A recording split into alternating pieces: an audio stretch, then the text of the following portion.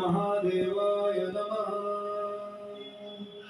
ॐ नमस्ते अस्तु भगवन् विश्वेश्वराय महादेवाय त्र्यम्बकाय त्रिपुरान्तकाय त्रिकालाग्निकालाय कालाग्निरुद्राय नीलकण्ठाय मृत्युञ्जयाय सर्वेश्वराय सदाशिवाय श्रीमन्महादेवाय नमः।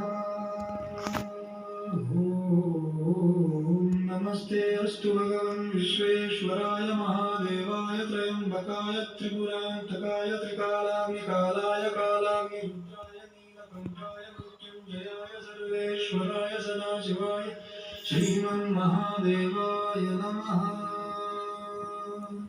ॐ नमस्ते अस्तु भगवन् विश्वेश्वराय महादेवाय त्र्यम्बकाय त्रिपुरान्तकाय त्रिकालाग्निकालाय कालाग्निरुद्राय नीलकण्ठाय मृत्युञ्जयाय सर्वेश्वराय सदाशिवाय श्रीमन्महादेवाय